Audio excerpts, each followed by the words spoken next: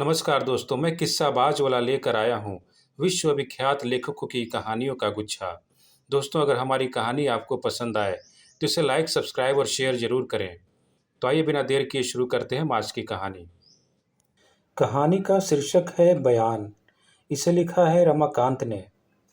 दुलारू ने सब कुछ देख लिया था। शाम का अंधेरा घिर चला था, पर ऐसी बातें अंधेरे में भी नहीं छिप सकती। फिर पूरा अंधेरा भी नहीं था। कुरुक अमीन साहब के दरवाजे पर जलती गैस की बत्ती कुकरौधी अंजोरिया वहां तक आ रही थी, और दुलारू ने न सिर्फ सब कुछ देखा, बल्कि यह भी पहचान लिया कि यह सब किसने किया था, किसके साथ किया था। वह किशुन वैद का मरकीला लड़का था। घात लगाए भेड़िए की तरह झपटा और पगडंडी से गुजरती लोटन की बिटिया को खींचता ईख के खेत में सरसराता हुआ भाग गया था। वह कुरुक अमीन साहब के यहाँ से ही लौट रहा था। भगवान उनकी महतारी को सरक दे। उन्हीं का मरण भोज था उस रात। अमीन साहब ने गांव तो गांव, परजा परजवट, केवटान कहरान और चमरोटी तक को नेवत दिया था। बड़ जातियों ने त्योरी चढ़ाई, पर मामला कैथान का था। पुरखे कभी जमींदार थे और घर भर के लोग रसूख वाले, अमले अहलकार। कौन गांव में रार ठाने, अलग अलग भट्टी चढ़ा देने और बड़ जातियों की पंगत पहले बैठा देने से काम चल गया था। और फिर दुलारू ने डट कर खाया, और अमीन साहब की महतारी की आत्मा को पूरे दिल से असीसा था। वहीं से तृप्त मन घर जा रहा था कि यह सब हो गया। अगर फौरन सितबिया चिल्ला न पड़ी होती तो गजब ही हो जाता। कौन है रे, कौन? वह ललकार कर झपट पड़ा। किशुन वैद का लड़का खेतों के चूहे की तरह भाग निकला। कौन था रे? उसने पूछा। हालांकि वह जानता था, पर सितबिया से भी तस्दीक कराना चाहता था। सिताबी सन। वह मुंह फेर कर फफकने लगी, पर थानेदार साहब को किसी बात का यकीन नहीं। उन्हें सब कुछ कोई जाल बट्टा लग रहा था, जैसे हर चीज पर शक करते हुए एक एक बात खोद खोद कर पूछ रहे थे। रपट उसी रात लिखा दी गई थी। पहले का जमाना नहीं रहा कि सब कुछ खून का घूंट पीकर सह ले। कुछ बूढ़े पुरानियों ने चुप लगा जाने की सलाह दी थी। आखिर कुछ बिगड़ा तो नहीं। एन मौके पर दुलारू ने पहुंचकर इज्जत बचा ली। इसी गांव में रहना है, बेकार बड़ों से बिगाड़ क्यों मोल ली जाए। पर लड़के नहीं मानते। कुछ शहर में काम करते हैं, आज चुप लगा जाएं तो हमारी कमजोरी समझकर और मन बढ़ाएंगे। फिर मातादीन मिसिर भी साथ दे रहे थे। ठीक है कि किशुन वैद से उसकी अदावत थी, लेकिन नियाब तो नियाब है। उसी रात टोली के 7-8 लड़के सिताबी और उसके बाप को लेकर 8 मील दूर थाने तक गए थे। 10 दिन बीत गए, पर न कोई तहकीकात और न कोई दूसरी कार्रवाई। आखिर यही मातादीन मिसिर काम आए। उनका लड़का तहसील में अखबार के संवाददाता को जानता था। खबर छपवा दी और अफसरों को भी शिकायत लिखवा दी। और तब 14वें दिन थानेदार साहब एक मुंशी को लेकर जांच के लिए पहुंच गए। प्राइमरी स्कूल की चौपाल में ही मेज कुर्सी लगाकर उनकी अदालत लग गई। खूंटी से गैस बत्ती लटकाकर रोशनी कर दी गई और दोनों तरफ से लोगों को तलब किया गया। सबसे पहले सिताबी का ही बयान हुआ था। उसने बताया, सब उसी दिन की तरह रोते रोते, जैसे उसने दुलारू को सब कुछ बताया था। थानेदार ने जैसे चटखारे ले लेकर एक एक बात की तफसील पूछी। औरत जात सिताबी कैसे जमीन में गड़ी जा रही थी, वह अपने बयान में कहीं नहीं गड़बड़ाई। सब कुछ ठीक ठीक बता दिया। उसके बाद हुआ दुलारू का बयान। सारे मामले का अकेला चश्मदीद गवाह, और थानेदार साहब को उसी के बयान पर यकीन नहीं आ रहा था। कोई अदालती जिरह नहीं थी, लेकिन मामला अदालत में जाना था, इसलिए सब कुछ चुस्त दुरुस्त होना चाहिए। कहीं ऐसा न हो कि गवाह के बयान पर ही मुकदमा बना दें और अदालत में एक ही जिरह में वह उड़ जाए। पुलिस अपनी तौहीन नहीं बर्दाश्त कर सकती।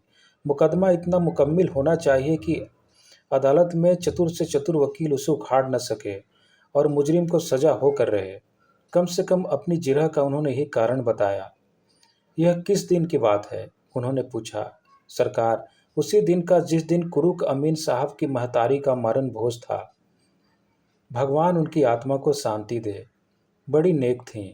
जब भी किसी काम से बुलाया करती थीं, कभी बेगार न लेती। बचा बुचा खाना जरूर देती।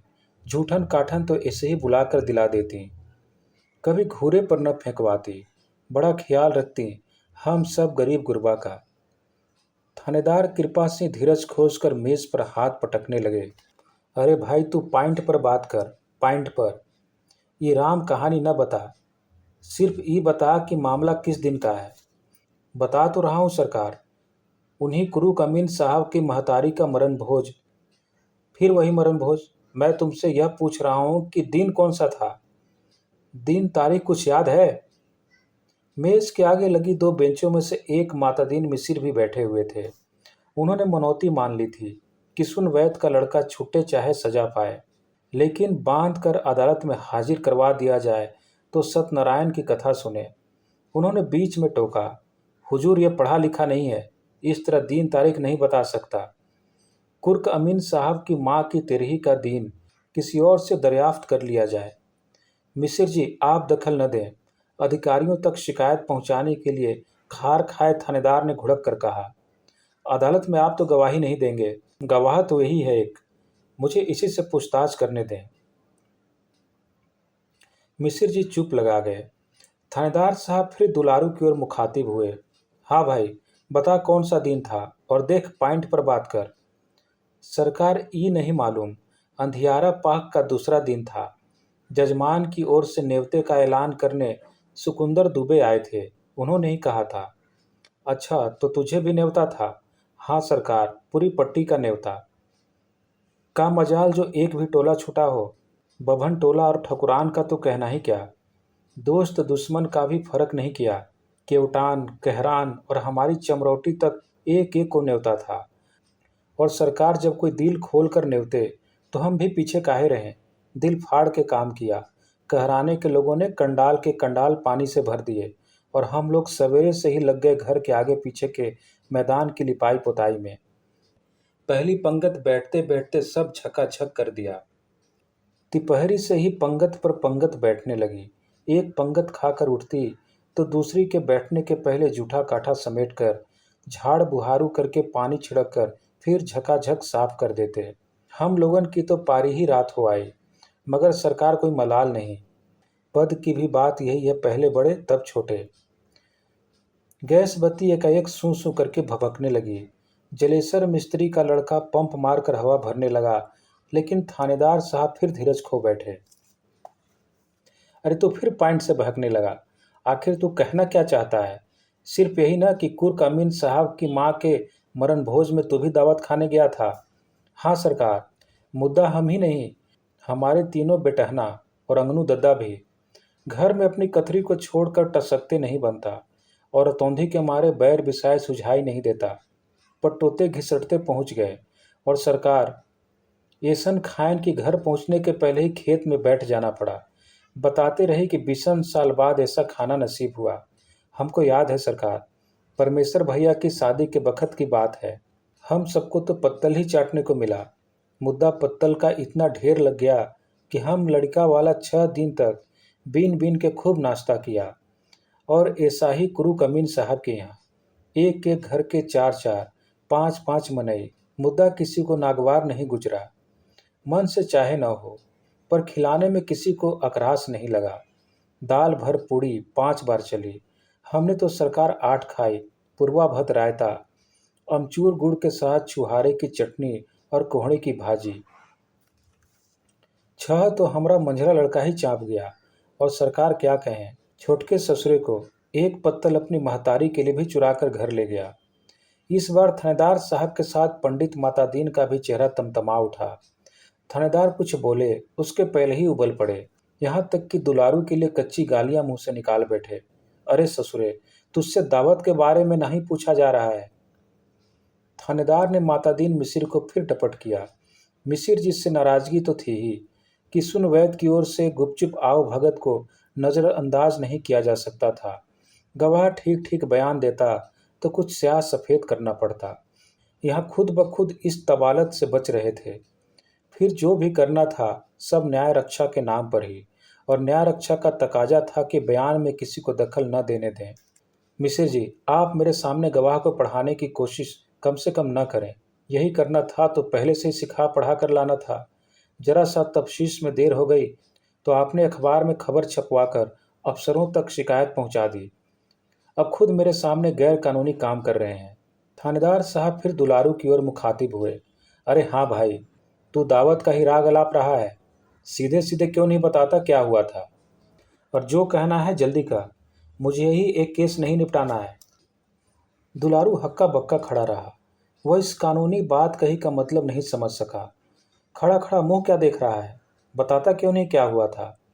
थानेदार के मुंशी ने घुड़क कर कहा, ससुरा 3 पन्ना भर गया, पर मतलब की बात एक नहीं। मतलब की बात तो तब कहे जब हो। थानेदार ने कहा, यहाँ तो बस कुर्क अमीन साहब की दावत याद है उसे। दिमाग में 15 दिन बाद भी दाल भरी पूड़ी और रायता भाजी घूम रहे हैं। फिर हंसकर मजाक किया, क्यों रे, कुछ लड्डू पेड़ा नहीं खाया? हाँ हाँ सरकार, इस बार दुलारू को बात समझ में आई। बुनिया थी, एक दोना भर, सिरे में तरातर। ऐसी बुनिया तो जिंदगी में कभी नहीं खाई सरकार। भगवान कुरुक अमीन साहब की महतारी को सरक दे। हम तो जिंदगी भर उन्हें असीसेंगे। ऐसी आत्मा कभी तृप्त नहीं हुई। 90 साल की पुरनिया थी, मगर जांगर मरते दम तक चलता रहा साहब। 2 दिन के लिए भी खटिया नहीं पकड़ी। भगवान ऐसी मौत सबको दे सरकार। और तुझे ऐसी ही दावत। थानेदार साहब ने हंसकर कहा। फिर उठ खड़े हुए। पंडित माता दीन की ओर बैंक से देखते हुए फप्ती कसी। देख लीजिए मिस्र जी, अब यह शिकायत न पहुंचा दीजिएगा कि मैंने गवाह को मौका नहीं दिया। यहाँ जुटे तमाम लोग गवाह हैं कि इस आदमी को कुर्क अमीन साहब की दावत के सिवा कुछ भी याद नहीं। मगर सिताबी का तो बयान है। सिर्फ उसी के बयान पर केस नहीं बनता। एक भी गवाह न होने से मामले में कोई दम नहीं रहेगा। हाँ कहें तो रपट लिखवाने वालों पर झूठा मामला दायर करने का मुकदमा बना दूं। चौपाल में सन्नाटा छा गया। थानेदार और मुंशी ने अपनी अपनी साइकिलें संभाल ली। उनके चले जाने पर मातादीन मिश्र ने दुलारू पर गुस्सा उतारा।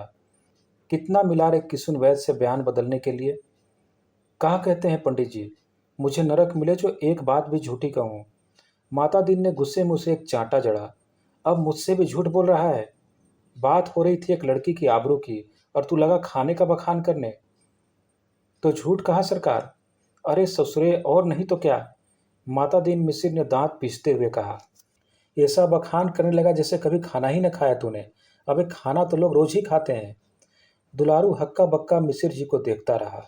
उसे लगा अब वे ही झूठ बोल रहे हैं। सहसा वह ठठा कर हंस पड़ा। मिसिर जी इसे अपना अपमान समझकर उसे फिर झापड़ों से पीटने लगा। वह उनके झापड़ खाता रहा, पर उनकी बात पर विश्वास नहीं कर पा रहा था। क्या ऐसा भी कभी हो सकता है कि लोग रोज खाना खाते हैं? रोज तो सिर्फ भूख लगती है, लेकिन खाना। धन्यवाद।